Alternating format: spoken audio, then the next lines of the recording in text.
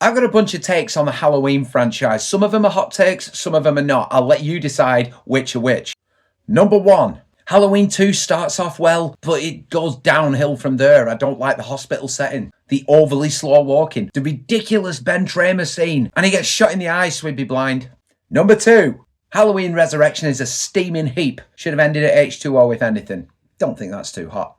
Number 3. I think Halloween Ends is a good movie. It might not have been the fan service everybody wanted, but there's a lot of fan service in there, and I believe if they'd have introduced Corey Cunningham in 2018 or Halloween Kills, even in the smallest way, it would have made a massive difference to how well Halloween Ends was received. But overall, as a movie, I was really interested by it, and I appreciated the fresh take. Just think it was a bit late. Number 4. In Halloween Kills, Evil Dies Tonight was not quite as annoying as them chasing a terrified hobbit around the hospital thinking it was the almighty Michael. Absolute bullshit. Number 5. If Rob Zombie had channeled some Halloween ideas and made movies that weren't called Halloween in the same vein as the 2 that he made, I think they'd have been a success. I might not like his dialogue and many of his characters, but I think as a grimy, unpleasant horror, it had a lot going for it. It's just the fact it's called Halloween and it really doesn't feel like Halloween. Number 6. Does it ever bother anybody that Michael has the time to string up all his victims in these bizarre and creative ways?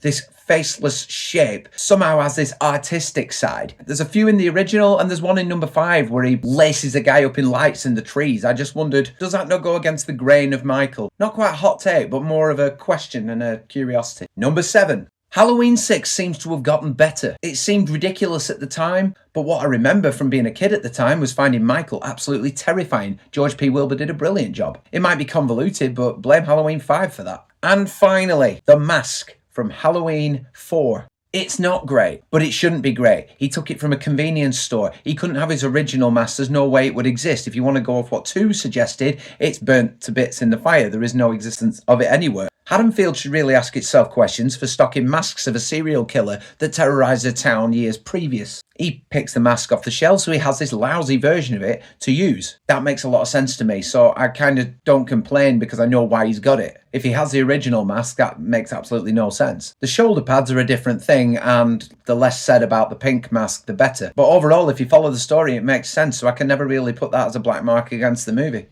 Those are my Halloween hot takes. Some of them are hot takes, some of them are just observations. If you agree with me, please drop them in the comments. I'd love to know. They're just solid. You can't even carve these things.